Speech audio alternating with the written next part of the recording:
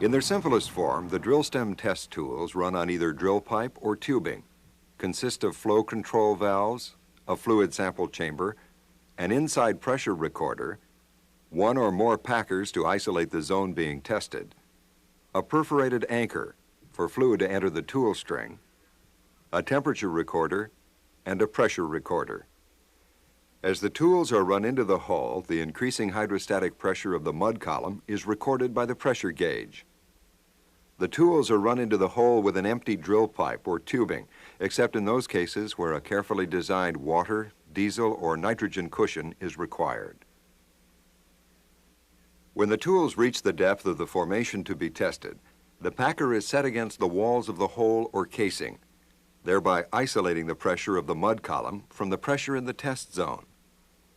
Pressure is measured at the very bottom of the tool string and also within the tool string itself, and so the gauge now will record the pressure imposed by the hydrostatic head and any squeeze pressure developed when setting the packer. A flow valve is then opened, and the formation fluids are free to flow into the low-pressure drill pipe. As fluids fill the drill pipe, the pressure increases.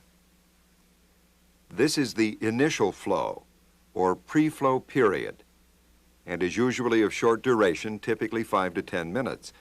Its purpose is to relieve any buildup in pressure that may have occurred in setting the packer or packers, or any supercharging of the reservoir due to mud filtrate invasion. A control valve is then closed. And because fluids can no longer flow into the drill pipe, the pressure recorders begin to feel the formation pressure, and the recorded pressure normally approaches the original formation pressure. This is the initial shut-in pressure. This shut-in period typically lasts for 30 to 60 minutes. The control valve is then opened once again for the second, more important flow period. The test will last for 60 to 180 minutes for an open hole test and up to 8 to 10 hours for a cased hole test.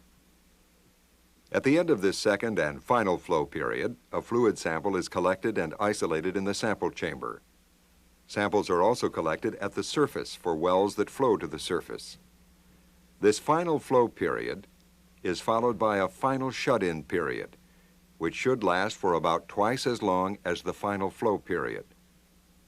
This gives a value for the final shut-in pressure. Any produced hydrocarbons are then reverse circulated out of the test string. The packer is carefully released and the tool pulled to the surface. Note that the hydrostatic pressure imposed by the mud column at the bottom of the drill stem as soon as the packer is released is reduced as the tool string is pulled out of the hole.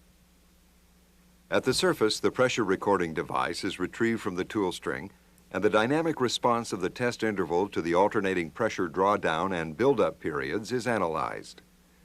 Of course, if the required information was not obtained, the test must be repeated. To avoid this costly remedy, it is now possible to measure pressures at the surface while the test is being run. This provides immediate information on the quality of the test, an opportunity to analyze the data before the tool is retrieved, and the ability to terminate the test when sufficient data has been collected.